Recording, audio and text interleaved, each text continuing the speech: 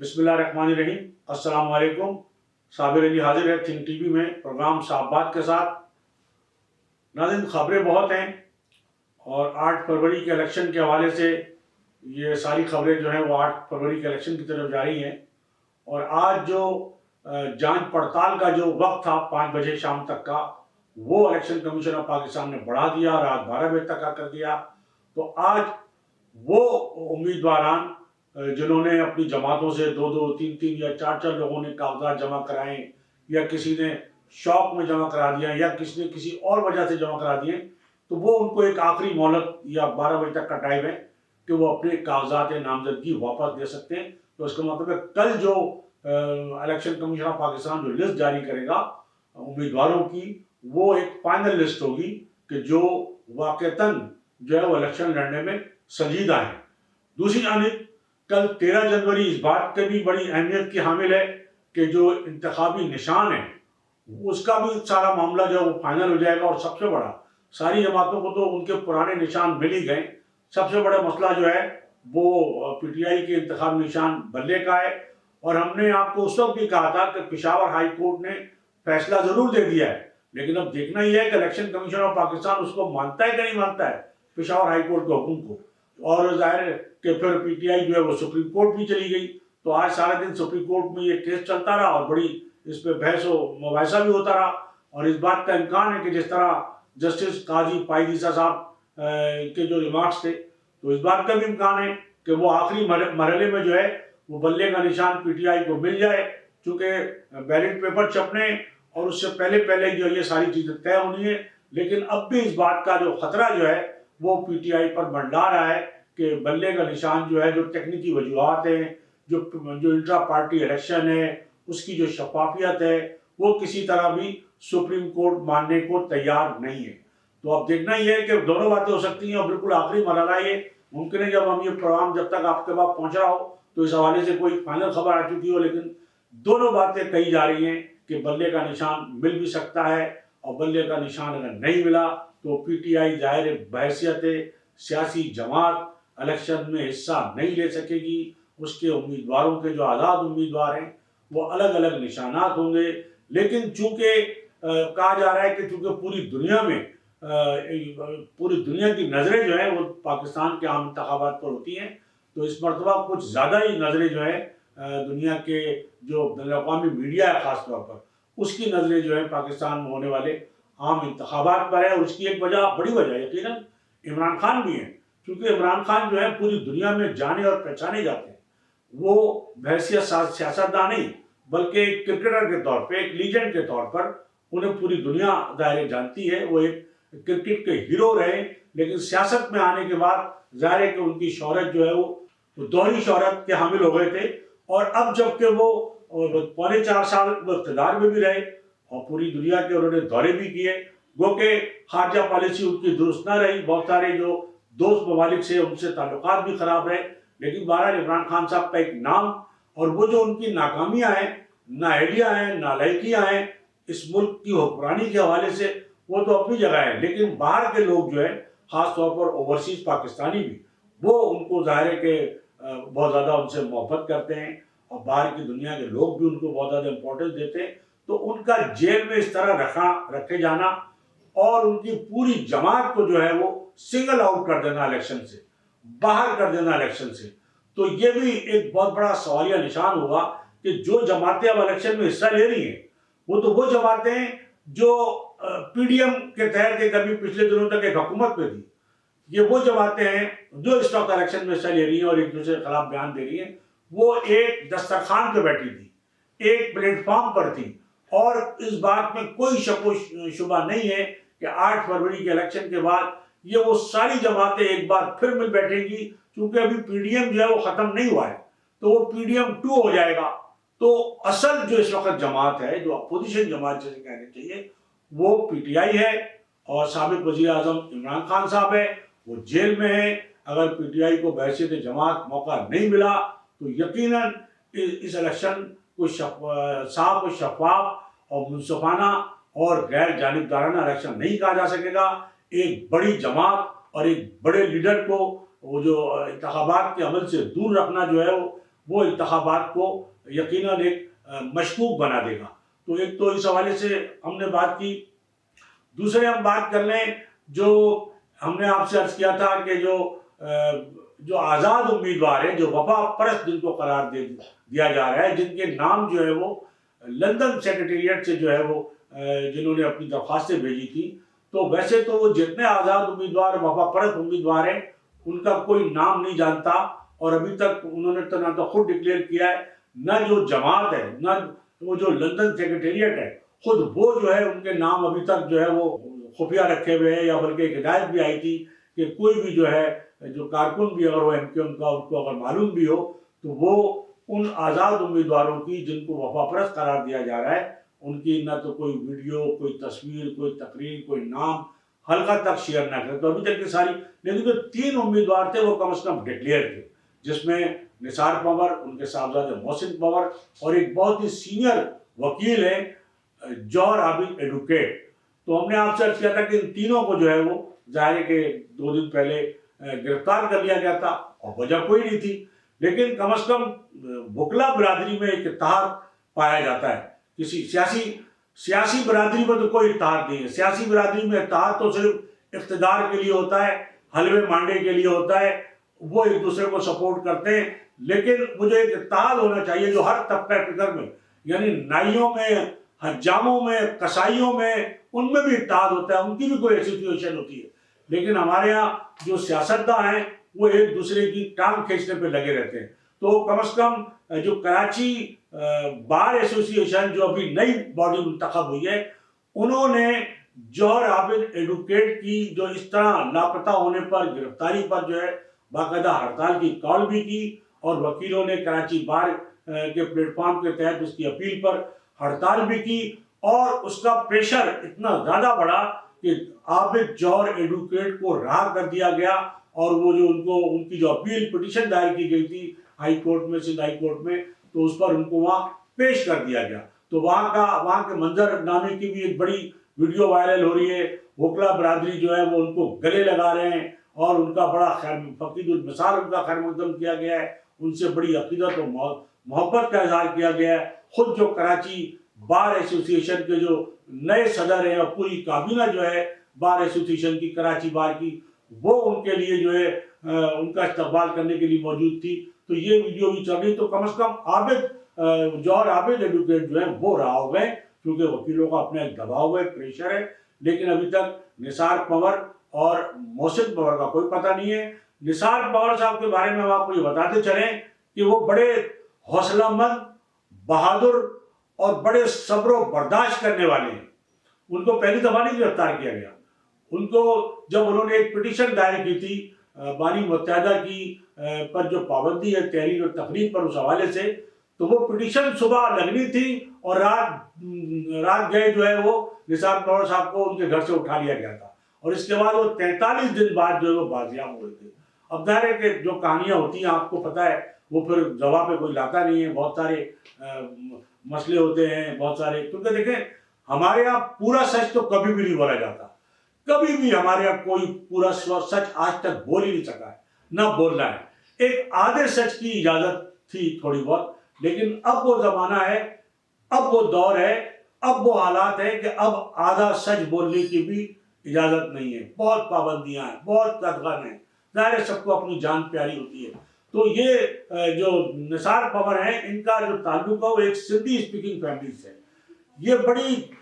بہت بڑی بات ہے کہ ایک ایسی جماعت جو اردو بولنے والے کی جماعت تھی، مہاجر قومی موومنٹ تھی، اور مہاجر قومی موومنٹ سے وہ قومی دھارے میں شامل ہونے کے لیے متحدہ قومی موومنٹ بنی، اور اس نے جتنے جو مظلوم طبقے تھے مختلف قومیتوں کے، چاہے وہ سندھی ہوں، پختون ہوں، بلوچ ہوں، پنجابی کیوں ہوں، جتنے بھی مظلوم، ان کو اس میں شامل کیا. اور یہ صرف زبانی کلامی نہیں بلکہ عملی طور پر ان کو 90 جو ان کا گڑھ تھا جہاں قائد متحدہ کی رہائش تھی، وہاں سے جو ہے ٹکٹ دیے گئے غیر مہاجروں کو جو اردو سپیکنگ نہیں تھے. سب سے پہلا تو ایک سندھی جو ڈی ایس پی تھے، پولیس کے ریٹائر ہوئے تھے، ان کا نام اس وقت میرے ذہن میں نہیں آ رہا، ان کو ٹکٹ دیا گیا تھا نئے جلوس، اور وہ کامیاب ہوئے تھے، لیکن ان کی کچھ بدعمالیاں تھی ظاہر ہے، تو وہ پھر بعد میں وہ غائب ہو گئے یا وہ نہیں رہے سیاست میں۔ پھر اس کے بعد جو تازہ واقعہ ہے وہ سردار نبیل گبور، جو پیپلز پارٹی کے ظاہر کے جیالے اور پیپلز پارٹی کے بڑے سرکردہ رہنما اور لیاری سے وہ جیت بھی چکے، تو وہ اس وقت پیپلز پارٹی ان سے ناراض تھی، ان کو پارٹی سے نکال دیا تھا، تو وہ ایم کیو ایم میں شامل ہو گئے تھے، اور ایم کیو ایم نے ان کی یعنی چند دنوں کی شمولیت کے باوجود، چند روزہ شمولیت کے باوجود جو ہے سردار نبیل گبور صاحب کو وہ جو 90 کا جو حلقہ ہے، فیڈرل ایریا کا جو حلقہ ہے، وہاں سے ٹکٹ دیا قومی اسمبلی کا، اور نبیل گبور صاحب کامیاب ہوئے۔ تو بہت ساری مثالیں ہیں، کرنل طاہر مشیدی کی مثال ہے، ان کو سینیٹر بنایا، میاں عتیق جن کا تعلق راولپنڈی اسلام آباد سے، ان کو سینیٹر بنایا، پھر کے پی کے بیرسٹر سیف، ان کو سینیٹر بنایا۔ لیکن یہ سارے لوگ جو تھے، یہ کہتے ہیں نا کہ وفاداریاں بدلنے میں اپنا ثانی نہیں رکھتے، تو ان لوگوں نے وفاداریاں بدلی، لیکن اور جو اردو بولنے والے تھے، جن کو زیرو سے ہیرو بنایا، جن کو ان کا پڑوسی نہیں جانتا تھا، اور وہ کراچی کے میئر بھی بنے، وزیر بھی بنے، گورنر بھی بنے، وفاقی وزیر بھی بنے، ایم این اے ایم پی اے بنے، ٹاؤن ناظمین بنے،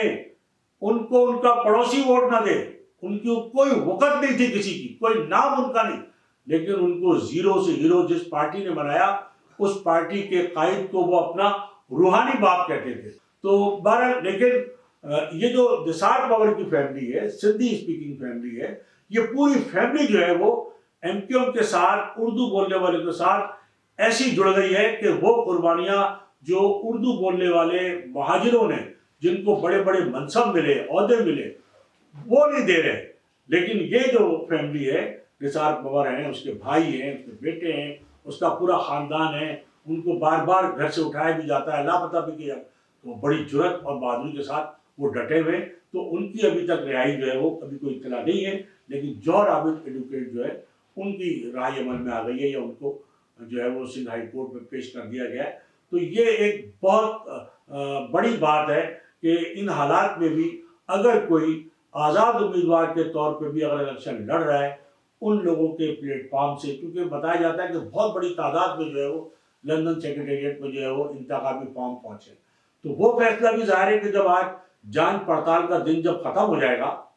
اور جب امیدواروں کی لسٹ جب فائنل ہوگی، تو ممکن ہے کہ وہاں سے بھی کوئی لسٹ فائنل ہوگی، لیکن لگتا نہیں ہے، کیونکہ وہ گراؤنڈ پہ نہیں ہے۔ جب تک قیادت گراؤنڈ پہ نہ ہو، مرکزی قیادت گراؤنڈ پہ نہ ہو، تو یہ ظاہر ہے کہ اس ماحول میں کہ جب وہ آزاد امیدوار بھی ہوں گے، ان کا نشان بھی بالکل الگ ہوگا،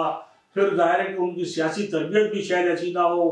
نئے لوگ ہوں گے، نوجوان ہوں گے یا بزرگ ہوں گے، اور پھر ان کو ظاہر ہے سب کے بچے ہیں، گھر ہے، بار ہے، کاروبار ہے، روزی روزگار، ان ساری چیزوں کا رسک کیسے وہ لے سکیں گے، اور کیسے جو ہے وہ تمام تر حالات کا سامنا کر سکیں گے، تو بڑا مشکل مرحلہ تو ہوگا، لیکن دیکھنا یہ ہے کہ یہ مشکل مرحلہ جو ہے یہ کیسے طے کرتے ہیں۔ دوسری جانب جو قائد متحدہ ہیں، ان کا جو ایک تازہ بیان ہے، تو انہوں نے یہی کہا ہے کہ پی ٹی آئی اور ایم کیو ایم کے جو یہ آزاد امیدوار ہیں، ان کے لیے راستہ بالکل تنگ کر دیا گیا ہے۔ تو قائد متحدہ نے جو اپنا ایک بیان ٹویٹر پہ، سوشل میڈیا پہ ظاہر ہے کہ چلتا رہتا ہے، تو ان کا یہ کہنا تھا کہ 3 آزاد امیدواران جو نثار احمد پنور، ان کے صاحبزادے محسن پنور، اور سینئر ایڈوکیٹ جوہر عابد کے گھر پر جو ہے وہ چھاپا مارا گیا، ان کو گرفتار کیا گیا، ان کی گرفتاریاں جہاں ایک طرف آئین و قانون کے سراسر خلاف ہیں، تو دوسری طرف تو ان کا یہی کہنا ہے کہ ان کی جو گرفتاریاں ہیں وہ قائد متحدہ کی فتح کی نوید ہے۔ خوف و ہراس اتنا ہے، اور اس خوف و ہراس کے ماحول میں بھی اگر وہ الیکشن لڑ رہے ہیں، اور اگر ان کو جو ہے مزید خوفزدہ نہ کیا گیا، الیکشن لڑنے کے لیے پوری لیول پلینگ فیلڈ دی گئی، تو وہ یقیناً بھاری اکثریت سے جو وہ کامیابی حاصل کریں گے۔ ان کا کہنا ہے کہ پی ٹی آئی کو بھی ایک جانب جو ہے وہ امیدواروں کو روکا جا رہا ہے، اور جو آزاد امیدوار ہیں ان کو بھی روکا جا رہا ہے، گرفتاریاں کی جا رہی ہیں۔ اور خود قائد متحدہ یہ کہنا ہے کہ تحریک انصاف جو ہے ملک کی سب سے مقبول ترین جماعت ہے، لہذا میں مطالبہ کرتا ہوں کہ کراچی سمیت ملک بھر میں گرفتار ہونے والے امیدواروں کو فی الفور رہا کیا جائے۔ اور انہوں نے کہا کہ میں سپریم کورٹ کے چیف جسٹس حاجی فائد صاحب سے پرزور اپیل کرتا ہوں کہ ریاستی رہائی کے فوری احکامات صادر فرمائیں. ان امیدواروں کی رہائی، ان آزاد امیدواروں کی رہائی کے احکامات فوری صادر کریں. دوسری جانب جو پی ٹی آئی کا جو انتخابی نشان کا جو کیس چل رہا تھا، اس حوالے سے یہ بات سامنے آئی کہ جب چیف جسٹس صاحب نے پوچھا کہ جناب یہ الیکشن ہوئے کہاں ہیں، تو پہلے تو ان کو پشاور کا بتایا گیا،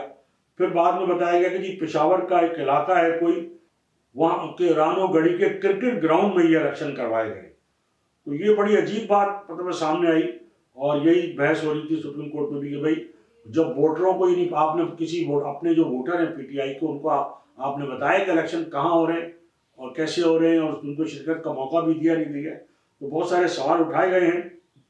اور اس حوالے سے یہ کہا جا رہا ہے کہ یہ سب کچھ اس لیے کیا گیا تاکہ کسی کو پتہ نہ چلے اور خفیہ طور پہ جو ہے وہ الیکشن کرا دیے جائیں. الیکشن کمیشن کو تحریک انصاف نے صرف یہ بتایا کہ پشاور کے پی کے میں الیکشن ہوں گے. جناب اس کے علاوہ ایک بہت بڑی بریکنگ نیوز ہے، سوشل میڈیا پہ چل رہی ہے. ظاہر ہے کہ غیر تصدیق شدہ ہے، لیکن سوشل میڈیا پہ بہت ساری چیزیں جھوٹی بھی چلتی ہیں، افواہیں بھی چلتی ہیں، لیکن بہت ساری خبریں سوشل میڈیا سے ہی جو ہے وہ نیشنل میڈیا پر بھی آتی ہیں. تو جو سوشل میڈیا پہ جو خبر چل رہی ہے اس کے مطابق کسی بھی وقت ملک میں ایمرجنسی لگ سکتی ہے،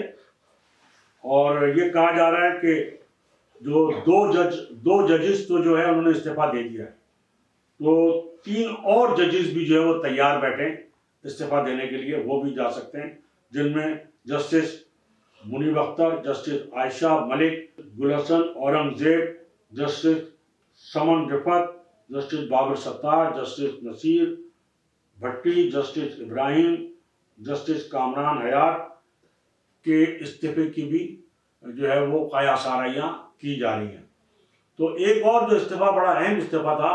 جسٹس مظاہر حسین نقوی کا. یہ وہ جج تھے کہ جنہوں نے لاہور ہائی کورٹ سے قائد متحدہ پر پابندی کا جو ہے وہ ایک آرڈر حکم دیا تھا کہ جناب وہ 6 مہینے کے لیے تھا غالباً، تو کہ جی ان پر تحریر و تقریر پر پابندی عائد کی جائے. اب اس 6 مہینے کی پابندی کو آپ 6 سال سے زیادہ ہو گئے ہیں، 7 سال ہو گئے ہیں، 8واں سال ہے. تو کم از کم یہ جب استعفیٰ دے رہے تھے جسٹس مظاہر نقوی صاحب، اول تو ظاہر ہے انہوں نے استعفیٰ جس لیے دیا ہے، بہت سارے معاملات ہیں ان کے خلاف، بہت ساری چیزیں ہیں، اور وہ ظاہر ہے اس سے بچنا چاہتے ہیں، اور اپنی جو آنے ریٹائرمنٹ کے نتیجے میں جو انہیں لاکھوں روپے کی پینشن ملے گی اور مراحت ملیں گی، وہ سب یہ حاصل کرنا چاہتے ہیں، تو اس لیے انہوں نے استعفیٰ دیا ہے. لیکن لوگ یہ کہتے ہیں، یہ عام تاثر بھی ہے، اور تجزیہ کار اور تبصرہ نگار بھی یہ کہتے ہیں کہ جناب جب وہ استعفیٰ دے کے جا ہی رہے تھے تو کم از کم ایک کام تو یہ کر جاتے کہ جناب انہوں نے جو فیصلہ کیا تھا ایک سیاسی لیڈر کے لیے، جو ایک مقبول سیاسی قیادت سندھ کے شہری علاقوں کی نہیں بلکہ پورے ملک کی مقبول قیادت بن سکتی تھی، اور پورے ملک سے جو لوگ منتخب ہوتے تھے، خاص طور پر پنجاب سے، سندھ سے، وہ